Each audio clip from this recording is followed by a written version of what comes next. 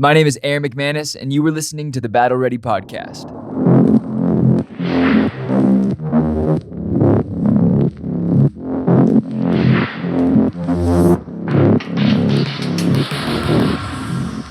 Okay, so we're back from Mexico City. We just got in. Mexico City. I love Mexico City. Viva la Mexico. But a couple of things happened. You got in a street fight, apparently. Well, you know. You have some stitches. Canelo pushed me. Canelo pushed you. Canelo Alvarez, the boxer. I made the mistake of taking a swing. I missed. Bam. Next thing I know, I've got stitches over my left eye. We are merging realities right now. It's a much better story. So we went to Mexico City. You got some stitches. You hit your head on something. That's true. You look really cool, though. Well, my face has a lot of stories to tell. It does. It does. Mexico hasn't been good to you, apparently, because you keep getting your face cut up. I realized 2020 stitches in my face from Mexico and 2021 stitches in my face from Mexico. So looking forward to 2022. You are now mandated to wear a helmet when you're in Mexico City. I don't know if the helmet would work because it won't protect my face. No, I'm going to put a little a little visor over the front. Yeah. Some things have happened. There have been a few things that have happened along the way. Well, Canelo Alvarez is a big boxer, and he got in a fight at the press conference. Is that with Plant? Plant. Never heard of him. I don't know the fighter. It seems like the fight's over, though. He hit him one time in the face. Plant hit Canelo. He tried. No, he didn't hit him. He tried to hit him. He swung at Canelo. Canelo is so fast. I mean, unbelievable. No warning. The guy swings with his left hook, and Canelo evades it, and then hits him twice, left and right. Bah, bah. And it doesn't even look like he closed his fists. No. He hit his bah, bah, bah. And he damaged his face pretty bad. And it's crazy, all right? My wife, who does not really watch boxing or anything like that. She does not, but she loves the drama. And I'm in bed. I'm not even up yet. And she goes off. I mean, she is wired that this is fixed. Yes. Because I showed it to her last night. And I guess she thought about it all night long. Right. And she said, I'm telling you it wasn't real. I'm telling you it was fixed. I'm telling you it was a setup. And I showed her the photographs of the cut eye and the bruised face. And she goes, he took one for the team. He just did it so they could make millions of dollars. And, wow. And I'm going, okay, honey, calm down. I don't. I think everything was, press conferences are very interesting. I think I think a few things. Boxing has to step it up because these stupid, dummy YouTubers are ruining the sport. But they're not ruining it, they're changing it. Well, they're not even in the sport. They're creating a new sport that is really just entertainment fighting, not dummy duels. Not really boxing, not really goofy mixed fights. Martial arts. This is more, I was in a room with Floyd Mayweather before the fight. No, but what is this new sport? Name it, give it a name. Celebrity dancing. Celebrity dancing. Because Mayweather said, look, if I'm going to get paid a lot of money to entertain people and dance around with a YouTuber, I'm going to take it. Okay. And he never for 1 second described it as a fight. He did not consider it a fight. He considered it an entertainment event that people could enjoy. And that's what's wild about this new era of, I don't know, boxing plus or minus, I guess. I'm going to call it boxing minus. Boxing. No, but that's not it's not as catchy. Okay. The sad thing is they're making more money than boxers. Yes, and that's why you did have this Canelo Plant kind of skirmish because they're having the muck. They're having to bring in what YouTubers are bringing into the genre, the drama, just to match it, or you're not going to get paid as much for actually being great at the sport than the person who's really great at creating buzz. Okay. But with that, which by the way, Muhammad Ali was great at both. He was actually. Yeah. And it's not what made him great. His physicality, his talent made him great, but his ability to build attention, to draw a crowd, to be magnetic and create controversy. Gravitas. Yes. Yeah. I love Canelo though. I'm a big Canelo Alvarez fan. Me too. I do love him. I'm surprised that the altercation happened. He seemed like overall he's a very controlled person until he's in the ring. And he's still controlled there. You can listen to one of the Instagram highlights, and it's uncensored, and that guy was calling him some things. Mm. And then Canelo pushed him, and then the guy swung. But I asked you this last night. Mm-hmm. I said, is the fight all... I said this. I said, did you see Plant's face? And you were like, no, what happened? And there was a cut under his eye. Like he made him bleed. And he's pretty bruised. Bruised. And I was like, is the fight already over? Well, one, they can't fight till that face is healed. And this is what I mean. Yeah, but they're not fighting till November, so he's got time to heal his face. But what I mean is this. Mentally, has Canelo already won and beaten Plant because he landed a punch? You get cut as a fighter, something switches mentally. Okay, this guy can cut me now. I think it's over because when he swung without giving him a warning, Canelo was able to elude the punch and then hit him twice before he could even respond. Psychologically, that's hard to come back. The fight is over. The fight is over. We're not a betting podcast, but if I did bet, I would bet on Canelo. I would bet on Canelo. Huge size difference. Canelo's much smaller. He has like so much shorter. Yes, a 4-inch shorter wingspan. But I want to talk about mentalities because we were in Mexico City and we were talking about how much better my sister is at learning languages. She just has a natural ability to sing in Spanish, to learn words in Spanish, to memorize in Spanish. And I've always struggled with languages. Well, you didn't struggle with English. You did a really great job with English. But English is all I got. Mariah can sing. She can memorize in an ability. Mariah can memorize like Jay-Z. Mm-hmm. Like Jay-Z does the whole thing about how like he doesn't write any raps down. It's all from his head. Right. Like Mariah legitimately, when she learns a song one time, it's in her brain forever. Okay, so I'm going to tell you a story. I don't know if you remember this. Since you brought it up. I have to preface though. Okay. So we were sitting and we were talking, and I think I was feeling a little insecure because Mariah was picking things up so much faster than I ever have been able to. Mm-hmm. And I said, is there something, what is it about Mariah and about me that she can learn languages so much faster than I can?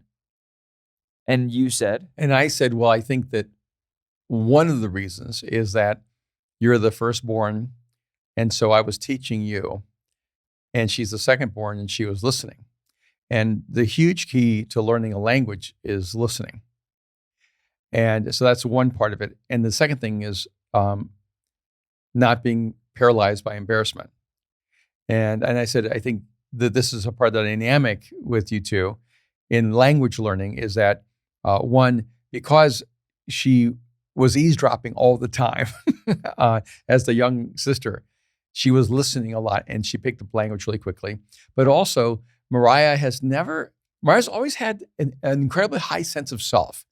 Like she never based her identity or sense of worth on what other people said about her. So she's not embarrassed. So, and then you felt so much pressure being my son to be perfect for everyone because that's what people expected of you. Yeah. And so you felt more embarrassed to try. You were embarrassed to fail. You were embarrassed to not do it right.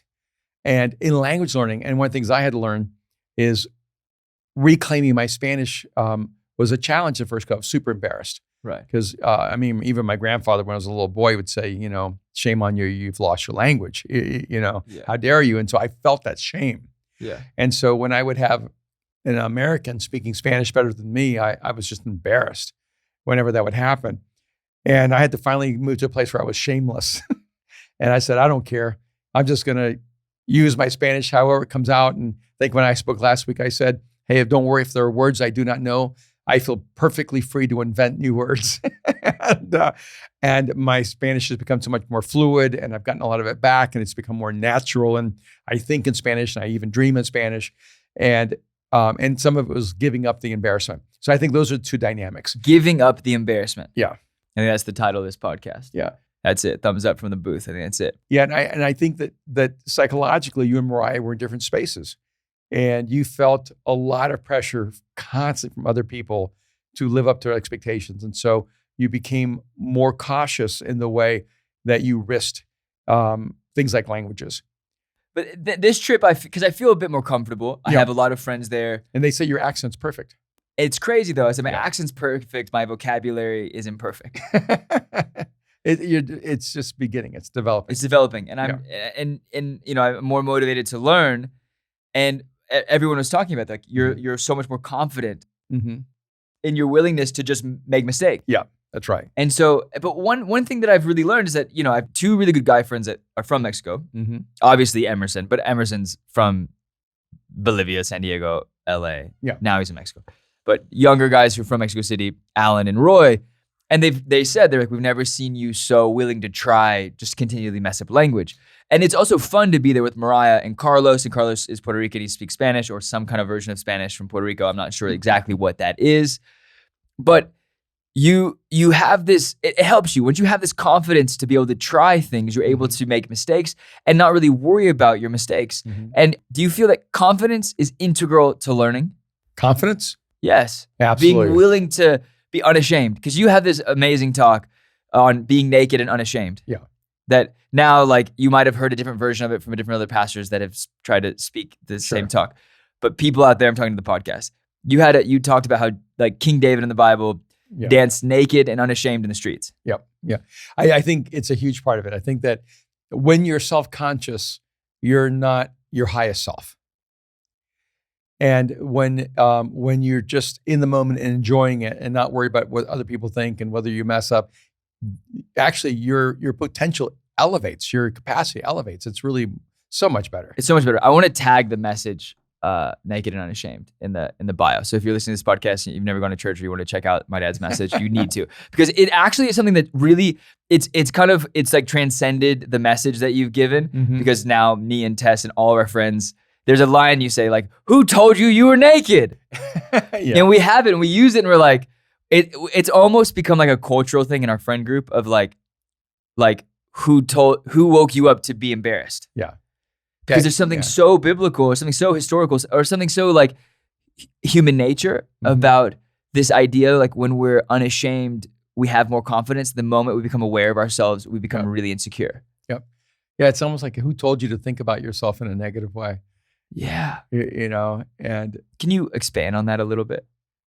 Yeah. I think there's moments where I wake up and I'm like, oh shoot, like I see all the imperfections. Yeah. I mean, for me, from the scriptures, it just always struck me as odd. You have this epic cosmic tragedy where Adam and Eve sin against God. They eat of the fruit of the tree. The whole universe, the Bible says, goes into chaos. And then God comes walking through the garden.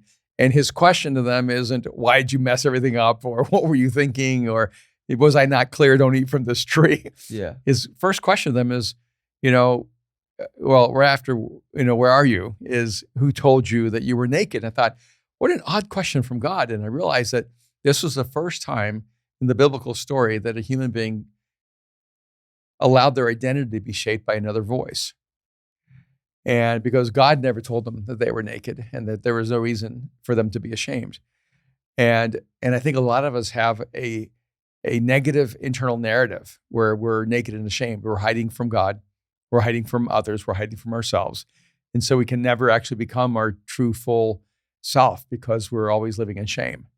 I resonate with that. I mean, I resonate with that message in a funny way, but also in a serious way. I think it's something I've always really wrestled with, like this, I haven't lived a perfect life. I've made lots of mistakes. I have passed. Mariah was the better child. And when I asked you like this, this language question of like, why is it that Mariah learns faster than me?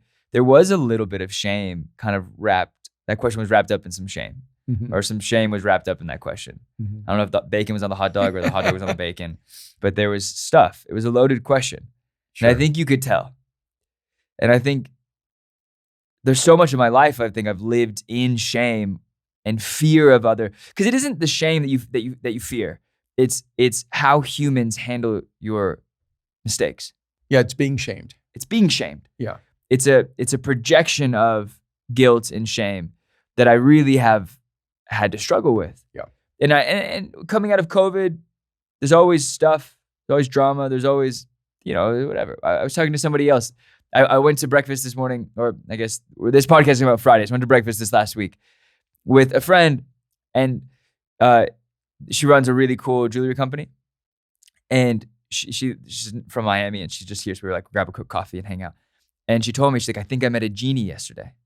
And I said, what do you mean? She's like, I was at Soho House and I met this guy asked me, like, if you could manifest anything in the world, what would you manifest? And then she's like, oh, we got it. It was like a cool conversation started. We started talking about all this stuff. And then he asked me, what would be 2 more things you would manifest? And then she was like, uh-oh, I'm a genie.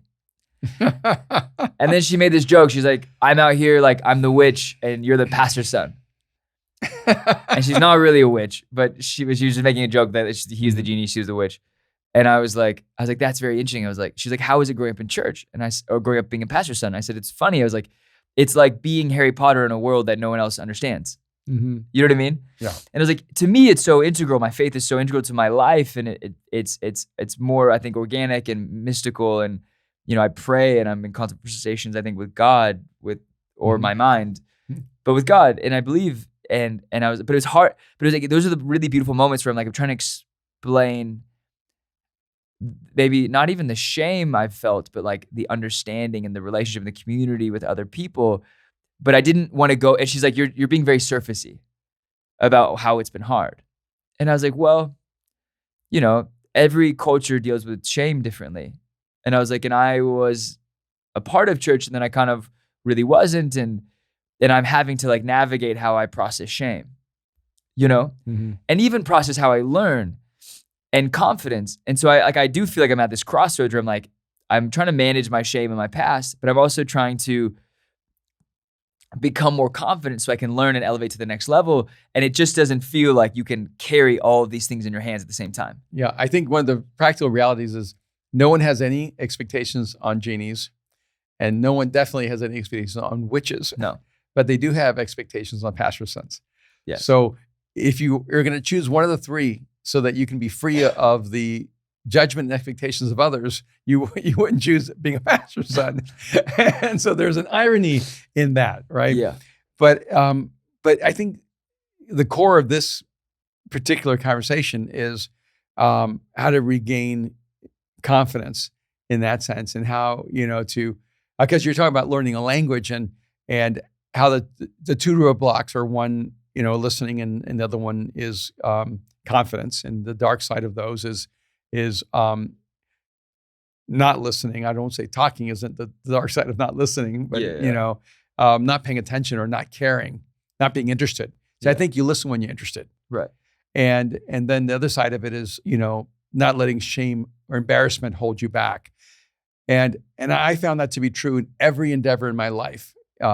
I've never done anything where I was really good at it at first. Right. You just have to keep working at it and working at it and working at it. So you can't be embarrassed by not being good at something if you're ever going to get good at it, if you're ever going to be great at it. You have to be willing to have really negative iterations, and you have to be willing to be a bad communicator until you're a good communicator. You have to be willing to be a bad writer until you're a good writer. You have to be willing to be a bad designer until you're a good designer. You have to be willing, to be bad at languages until you're good at languages. And the truth is that if we could all just jump right to being good at something, we would do everything. Right. The problem is when you dive in, you're bad at it. Yeah. And you have to be able to enjoy being bad at it. That's really hard. How do you enjoy? Okay, so the learning the learning process, the process of knowing you're naked and then being cool with it, right? Like being exposed and then being okay with being exposed. I think that is like the journeying process of like any type of greatness story, right? Yeah. Is like, I want to do something, I don't know how to do it. If I try to do it, everyone's gonna know I don't know how to do it. But if I don't try to do it, I'll never do it. And if I never do it, I'll never be great at it. So I have to start trying to do it so that someday I can be great at it. Yeah. So I'm naked, super naked. This episode is called Super Naked. Super Naked Insecurity. Yeah, it's like a punk rock song title. If you're ever going to get somewhere, you begin completely naked. And so if you're ever going to, if you're going to be dressed to the nines, you have to start with 0. And so if you want to be great, you got to be naked. Yeah. Not actually naked. Please keep your clothes on. When you begin speaking and you're in front of a group of people and you're terrible, you are naked. You can't know how many times I've actually spoken, especially when I was younger, and I would just walk off the back of that stage and not go meet a single person because I was so embarrassed and so humiliated by my talk. Yeah. And I realized that most people don't become great communicators, not because they don't have the skill, but they don't have the capacity to deal with the embarrassment. and if you can't figure out how to manage the embarrassment and the shame and the incompetency of the early stages, you won't get to the part where you're great. Okay. So you have to be super naked. Yeah, and that's why it's important to have good friends. You have to have people around you who cheer you on when you're not great at it, who just keep applauding you and keep celebrating you, and they they'll help you get better, but they're always like for you. You need people in your corner, and in the early stages of something. When you're learning a language, you need people who, every time you get it right, they just celebrate you. Every time they get it wrong, they laugh with you, and enjoy you. And you just start getting comfortable being around them all the time. Okay. So confidence is key, but I feel like this, because we talk about this, I'm like, sometimes I think I'm hyper aware of myself, and sometimes I lack massive awareness, right? But I'm almost hyper aware of the wrong things. And then I lack awareness in the wrong things. I'm like, I need to be more aware of like how I treat people and my kindness and my like introversion, extroversion, my relationship to other people, patience. But then I'm too aware of like my ability to do something well or not. And so I quit too easily. Yeah. You know what I mean? And I'm always on the verge of quitting. Yeah. I think that some of it is being aware of who you become under stress. Okay. Like I'm extremely extroverted when I'm not under stress. Okay. And when I'm under stress, I'm extremely introverted. Okay. And I had to come realize that under time and through a variety of battery of different kind of assessments to realize, okay, it's not, I always felt I was introverted for a long, long time, only introverted. And that's because I was under so much stress for so many years. Right. And then I realized, oh, okay, no, I'm actually like comfortably extroverted if I'm not under stress. Right. So if I'm going to enter a room of people, if I'm under stress, I'm a bad person to talk to. Right. And I think with you, like when you're not under stress, you're immensely kind and gracious. When you're under stress, you get tougher and a little bit more, jaded and edgy. And so edgy would be a good word. And some of it is realizing, okay, under stress, the dark side of myself comes out. And so I need to, one, learn how to address stress and how to deal with stress. But two, I need to also realize that you got to create some safety valves where under stress, you don't engage people in a significant way because you don't want to engage them with your worst self.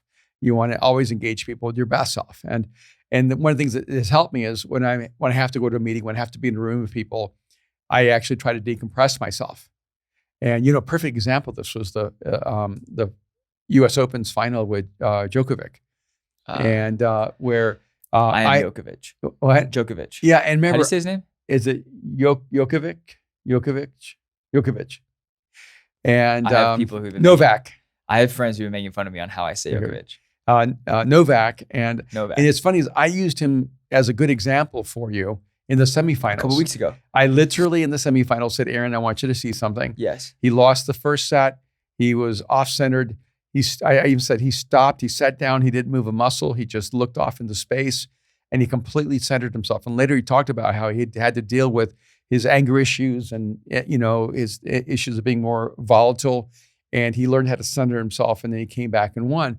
And so I used that because I thought, I know so many people where every passionate person I know who's super intense has that challenge. Yeah. And so I thought, okay, this is a great thing. And then he goes to the finals. Next thing I know, he's destroying his racket. He's lost his temper completely. He's completely uncentered. He's lost that place where he actually optimizes his passion rather than is controlled and neutralized by it.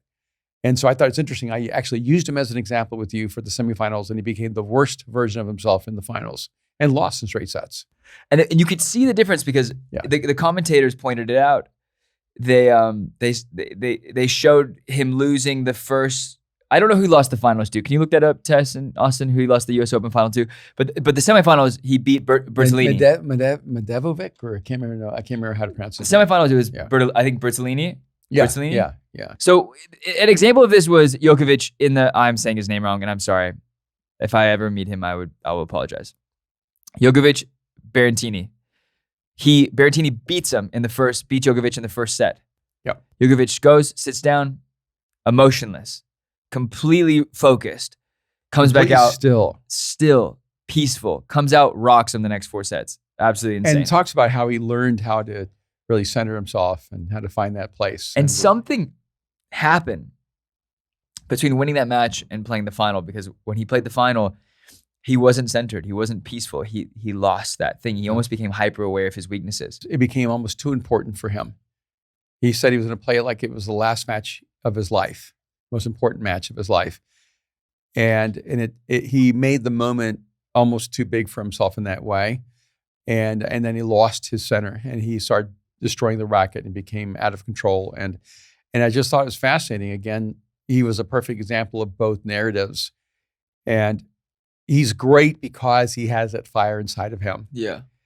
But even that level of greatness, that level of discipline and mastery demands that he finds that stillness, that calmness, and be able to center all of that fire to be productive. And I only use this point saying that all of us have like a shadow self, the part of us that is the worst expression of ourselves. Right. And that oftentimes comes out of us under severe or extreme stress. And a part of self-mastery is to realize that your best self happens most easily when the environment's right. But that's not self-mastery. That's self-awareness, self-revelation. You get to see who you are at your best. Self-mastery is about taking that best self that you experience under your best circumstances and to be able to express that best self in the worst circumstances and environments. And once your best self is not dependent on the right environment, then you have true self-mastery. I'm far too dependent on the right environment. Way too dependent on the right environment. I think for me, I'm better than I used to be. Mm-hmm. Way better. Way better. Mm-hmm. But I think there's a lot of room to grow. Yeah. And the challenge for people is to not use your environment or your circumstances or others as an excuse or a reason and say, well, it's because of this. And so when I'm writing a book, there are all kinds of disruptions and all kinds of things going on. And I have to decide that those things are not an excuse for me as a writer, even as a speaker, and there's noise and there's disruptions, there's things going on in the room and people, I can't use what's going on in the room as an excuse for me not bringing my best talk. I mean, I've watched ambulances come in, medics come in, or someone's having like a heart attack. And you didn't know, but it was such a big room, something was happening, and you just locked in and you kept going. I mean, I have watched you. I mean, there were guys with I think there was a guy with a knife one time in the back, and I was in the back with like 6 other guys. We're like, we're all about to die. And you were charging that message. There's nothing. When you have hyper focus. When you're in the zone, nothing can bother you. Yeah. So how do you find that place of extreme focus? Well, you can't develop. I do think it's focus is not something you do. Focus is something you are, in a sense. Like you have to become a person who's so immersed in the intention that nothing else can get in its way. And I'm the same way. Say that again, but say it again. I think focus develops.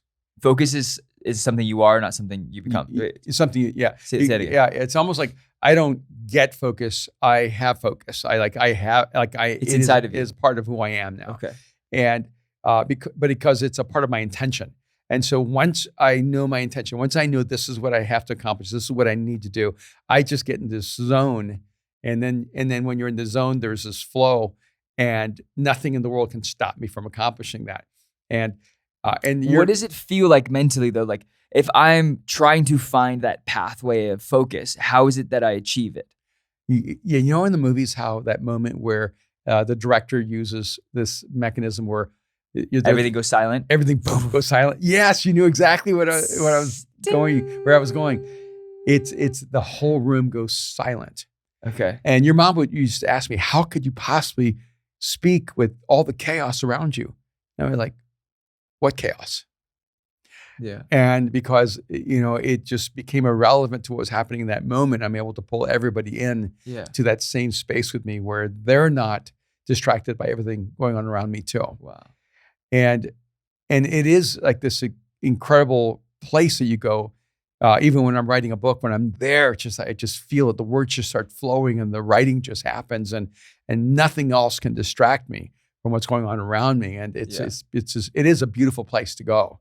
I do think it's a muscle that you kind of like develop over time. And do you feel like you developed it because you were preaching in really noisy places? Well, I began preaching on streets, and I began speaking on street corners at the Mardi Gras and at different events and like that, And so, yes, I had to learn. I don't become oblivious to the environment. I absorb the environment. And it becomes a part of my message. It becomes a part of what I'm doing. Yeah. And my favorite. Wait, sorry, keep going. No, I say so. It's not that you don't know what's going on; is that you don't become a servant to the environment. The environment becomes a servant to you. I've watched this because you preach in Spanish beautifully, and we were speaking. And now we were speaking. You were speaking. I'm like the trainer. I ice your forehead and I rub your shoulders. No. But you were speaking in Mexico City, and you're speaking in Spanish. And I understand enough to understand what you're talking about. Not every word, and I'm learning more and more. But something happened. Oh, you'll forget a word. Like you're still, your vocabulary is always building, but you speak so formally and so beautifully, and you'll just forget a word, and you'll say like, "What's that one word?" And you'll say it in English, and they'll just like pop it out, and they'll like, and it's actually brilliant to watch because I was sitting in the very far back, and there's this really beautiful outdoor venue called, I think, Angel Peralta. It's cool outdoor in the middle of Polanco. So all these beautiful sky rises and there's trees everywhere. And so cool. And a few thousand people. And someone just yells out the name. But I was in the back and I'm like, everyone, like every like grandma, every mom is like, yeah, like ustedes, like yelling out, like everyone's yelling out the name of the one word that you've forgotten. And you'll be like, okay, tell me what it is. And it gains everyone's attention. Yeah. You genuinely use the thing that would distract everyone, and you pull them closer. Yeah, I use my weakness as my strength. So I find myself speaking, then there's a word I don't know, and I realized I have 1,000, 1,500 coaches in the room, and when I say what's the word for and people just start throwing it out, and it brings them into the message. If they become a part of it, they're creating it with me as we go along. And it's so much fun. That really is what it is though, right? And I wonder, like, because you're able to build a message on your own. Like you don't really, you made a joke in Spanish and someone translated it for me on the team night, the night before you spoke in the big venue. You said, if I had 7 more words in my vocabulary, I'd be able to give an hour-long talk. Yes. Which I debated and said, you don't need 7 more words. You could go an hour anytime. But it was a really interesting kind of idea. Yeah. Because I know that like even me, like you don't let the lack of words hold you back. Something like that would cause such a struggle for me in a moment where you're speaking to other people. And it's because so oftentimes we're more concerned about how people will perceive us, what they'll think of us. Yeah. And one of the great challenges. Do you feel it's because you're secure in your intelligence though? Because I would go, they think I'm dumb. And you would go, I'm struggling in my first language. That's my second language now. Like you would just go like, it's fine. No, I think that I know when I was younger and I was first communicating, I was so afraid that people would think I was dumb and that I wasn't smart enough. And so what ended up happening is a lot of my messages were just really too heady. And your mom, early on in our relationship would say, who are you talking to? Yeah. Like you're talking to all these people in the inner city. The average education is 3rd grade. And, you sound like you're talking to a room full of PhDs. And I realized, my messages are about my ego. Yeah. They're not about the people in the room, about helping people. Right. And once I was, and maybe that's why God put me in an environment with the urban poor for 10 years. It was to strip me of my ego, my need for any kind of intellectual affirmation. And my focus in life became, how can I explain the most profound and complex ideas in the most simple and ordinary way with language that's common and that anyone can get. And now I consider it a badge of honor if my messages can be understood by everyone and anyone. Yeah. No, it's so beautiful. But I think that's the journey that so many people go on, right? Like you become, you start completely naked, completely ashamed, completely aware that you know very little. But the people who are able to like overcome that quicker and go, I know little, but what I do know, I can use. Yeah. You know, like I always find it interesting when like photographers or designers, when they really don't do photos well or designers well, but they're immediately getting paid to do those things. Yeah. Like if you can just flip that corner really quick, like I probably made more pieces of clothing than than some people. And I would never call myself a clothing designer, like ever. I'd be like, that's stupid. Like I'm a fraud, you know, like, but at the same time I go, it's not going to stop me from keeping to make clothes, you know? So how do you, but that's a mindset I've gained 33 years, 30 of them of consciousness and being coached and like mentored by you. How do you shorten that gap where you go, I don't know how, but I'm going to try and I'm going to fail loudly? I just think you have to do it. Just do it. But you know, give me something more than that, because you're saying that again and again. But like, I'm not saying, you're saying just jump. Well, no, I'm saying like, tell me how to climb the ladder and tell me how to walk to the diving board at the top. Stop trying to get to the pinnacle on your first step. Like, stop trying to be good enough to speak to 20,000 people. Start talking to your 2 friends and telling them stories that hold them and captivate them. Stop trying to design clothes for, you know, that parallel Gucci or Saint Laurent or Louis Vuitton. Start trying to make something for yourself. Right. And or instead of, you know, buying a Christmas present, make a Christmas present. Instead of, you know, stop trying to be a published author and, you know, to write for Random House, whatever. Write a short story and share it with your closest friends and ask them for their input. I think a lot of times we just don't know how to start small because we almost have too grand of a view of ourselves. And we just need to start really small. And I mean, I began writing all my early stories no one ever read. But I wrote a lot of stories early on, and a lot of my early fiction, the only people who ever heard them were my sisters, who I told those stories to every night when they would go to bed. And so I developed a lot of my skills in an audience of 1 or 2 or 3 or 4. And I think a lot of times our ego doesn't allow us to start small. I think it's, I mean, I know this because like I was on the marketing and the communication side, on the marketing side, but the communication side of like, you know, the last 8 years of your life. And we had rules like, you don't ever show a room that's empty. Don't like literally social media rules. Never show empty chairs. Don't show big aisles. Set up the chairs where you can make a photo from an angle that looks like every single square foot of that place is full. But the irony is you didn't learn any of those from me. No, but I learned it from marketing and other aspects, right? But what people don't talk about is that you spoke to rooms that were 50 people, 20 people, 100 people for many years. The first 10 years. Yep. Yeah. I mean, I used to joke, I started a church and I wasn't the pastor of a house church. I was the pastor of a half a house church. We couldn't even get the person who lived on the other side to come to church.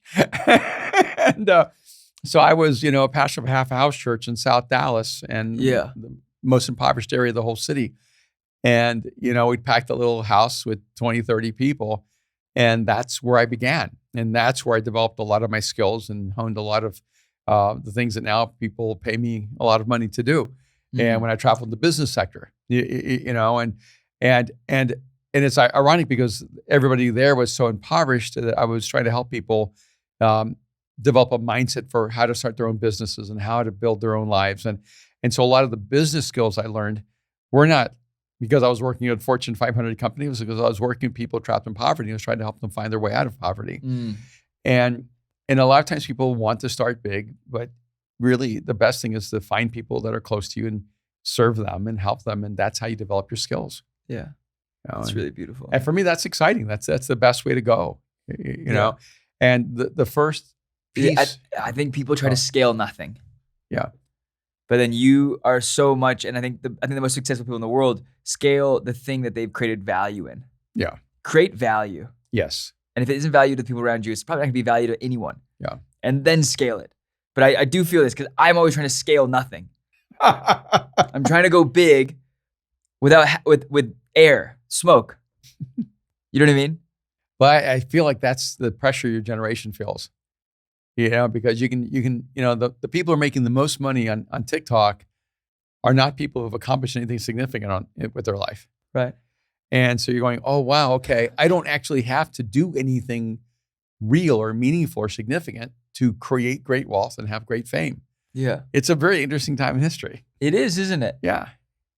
But I don't know how to speak to that. Like, if you want to become a TikTok millionaire and celebrity, I'm the wrong person. Yeah, unsubscribe. Yeah, I'm chill. But don't listen. But if you want to create something that's an authentic expression of who you are and then build it into a sustainable future, then this is the right kind of conversation.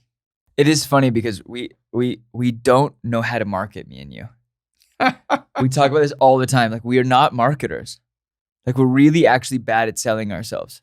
We're great at branding. We're really good at, yes. But we're not good at sales. We're really good at creating something people, if you buy into it, you actually grow from or learn from or achieve something or have something worthwhile. Yeah. Well, I mean, I think that's because we really focus on substance. Yes. And I think we're really good at creating substance, creating things that people genuinely need. And then I think we're actually good at branding, creating things that are visually stimulating and compelling. We're terrible at sales.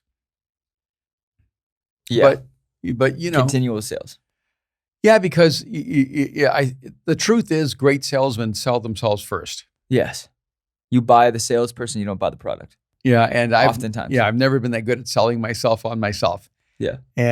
But I think the difference right now, to be honest with you, is I see the condition the world is in. I see the condition, even like the messaging of Christianity is in. And I just feel like it's really important for us to have these conversations across the world. I think the genes of Jesus is really critical and in this time in history. So I'm finding it a little bit easier to sell right now because I really believe in the value of what we're doing.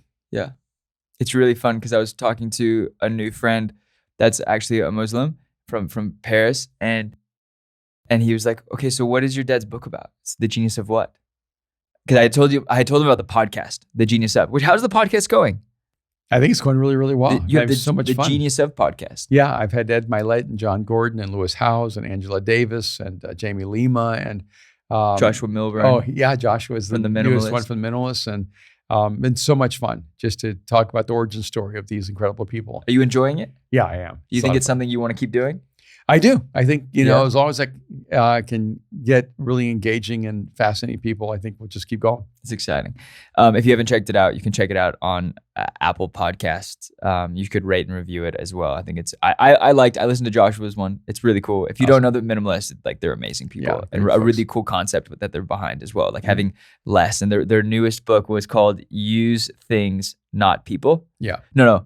Love people use things. Love people use things. Yeah, and not because the opposite never works. The opposite never works. It's so genius. Yeah, it's so clever. Anyways, so I've made a new friend, and he's a Muslim from Paris, and very cool, incredible singer. He sings kind of like Johnny Cash style, which in English, which I don't understand, but it's so cool. And he was asking about the Genius of podcast, and I was telling him about it.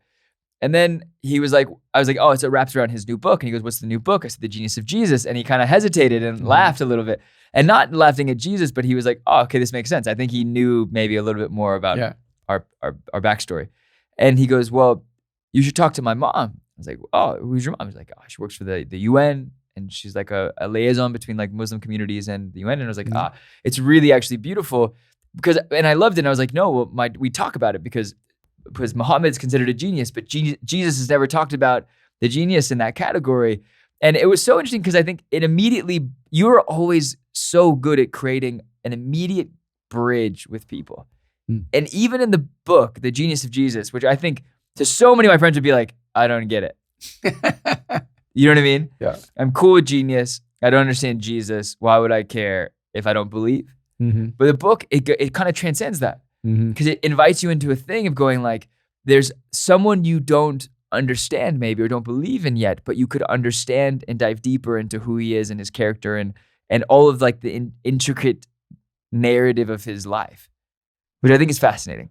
So when it comes to creating substance, I think you're the best at it. Yeah, I feel like in some ways, the book moves you out of a formal office where you're trying to have a conversation about Jesus into the kitchen where you're having a really human conversation about Jesus. And that is the thing, though, is like in everything that we create. Like, I think, did you ever expect Mosaic would become what it became? I hoped the Mosaic would become the epicenter of where the movement of Jesus would go. And now I believe that even in my 20s. Yeah. So you always knew this was coming? I kind of did, yeah. It's crazy. Because I don't even know what I'm doing in like an hour. But you can hope and believe in something, but you don't know how it's going to play out. So cool. Yeah. Well, what I was going to relate to this is that everything that we do, whether it's Mosaic, even as big as Mosaic is, Mosaic, the thing that I think makes Mosaic is the community and the curation of the community. Like, you genuinely created a place, you curated a place where people who are different come together. Like most churches, it's like-mindedness that connects them. Yeah. And at Mosaic, if anything, it's a really hard thing because it's actually not where you find always the people that agree with you. Right. It's not about sameness here. No, it is about uniqueness and diversity, and not just in color of your skin, but in the way you think. Yeah. Yeah, and that's why I think a lot of times when people move from other parts of the country and come to Mosaic, as Christians, they can't explain why they feel uncomfortable. It's because it feels like an away game, and it does. rather than a home game. Because when you go to church, normally it's a home game. Everybody's cheering on Jesus and everybody's on the same page. No, you come to church here, it's a street fight. You're going, oh my gosh, this is not a home game. Half this crowd wants to kill me, and the other half has my back. At best, it's a neutral field, and I think it creates a sense of disorientation for people when they come here, going, wait a minute, isn't the church supposed to be for Christians? Yeah. And I remember one time someone I really loved came to Mosaic, and the first thing they said when they walked on the platform said, if you love Jesus, will you just give a shout and clap?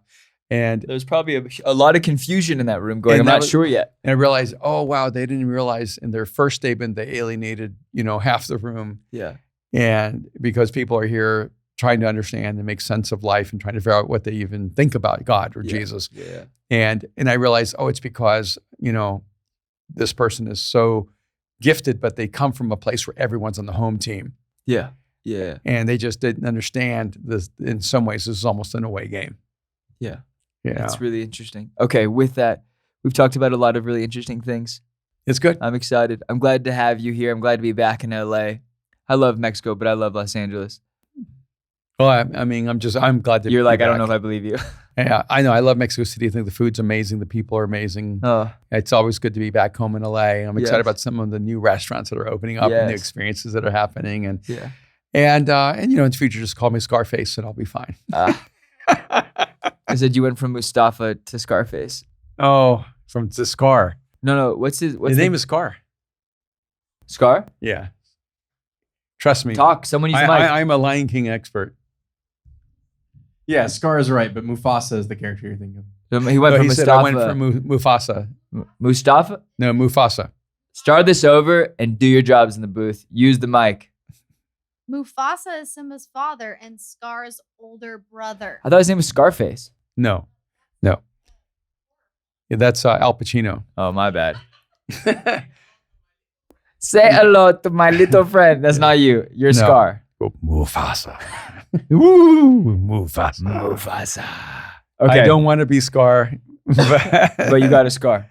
Yeah, but more than one. Well, I'm glad you're safe, and I'm glad the medical community in Mexico City took care of you, and we're back, and you seem happy. I am excited about the future. Wait, hold on. Let's not talk about the future yet. It's been 1 week since your book has come out. Genius of Jesus released a week ago Tuesday. So it'll be about 10 days or so, 11 days here on Friday. I'm just thank you to everyone who picked up a book. Thank you to everyone who's been sending me DMs and photographs of the book and putting their stories out there. Just really, really grateful. And I've already had people saying, I read the book in 1 day. I know. It's I couldn't really stop cool. reading. It's really cool. And it's pretty exciting because I wanted the book to be a page turner. Yeah. And I love when, there's a series that I get on Netflix and I binge the whole way because I can't Can't stop. watching it.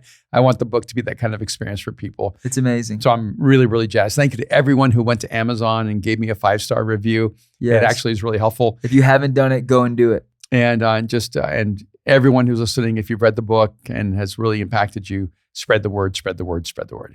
And this, I was going to say this. I wanted to conclude this with this podcast because I feel the love from the Bad Already like community. This is like our best little tribe. It's incredible. The best. Yeah. Because obviously Mosaic's our home and there's just the best people.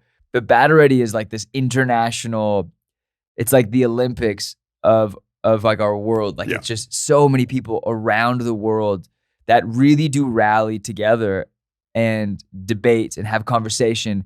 And people like are DMing me 24/7. And I'm so grateful for the community that is here for the launch. Like you are the launch team. Like you are the launch team for this book, the launch team for this podcast. Like we don't market it. We don't pay for I wish we could. We should figure that out. I don't know. We're going to drop some merch. You were dropping some merch for you.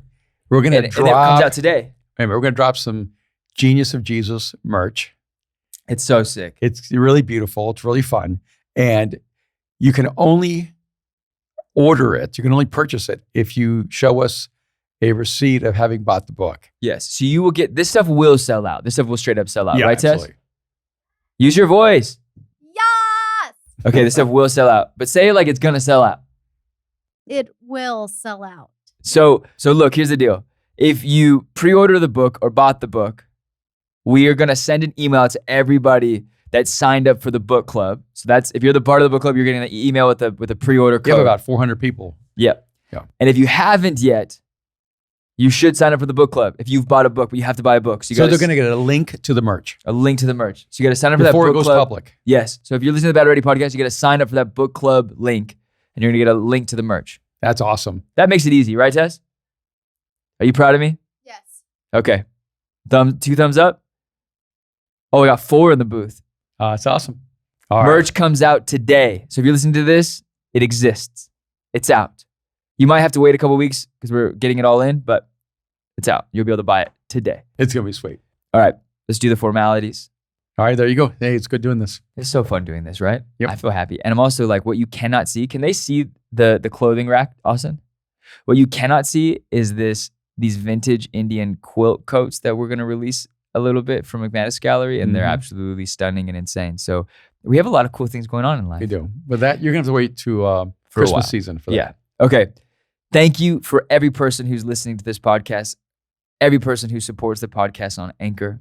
Thank you for everyone who has rated and reviewed this podcast. If you haven't, go to Apple Podcast and go to YouTube, like this video, comment, let us know, subscribe to the YouTube, go to Apple Podcasts, subscribe, comment, rate and review it, give us 5 stars. We have like 800, so I want to see it jump this week. I want to see it jump. Go and jump, make it jump. All right, love you guys. We'll see you next week with a new episode of Bad Already Podcast. Love you, bud. All right, love you, Dad.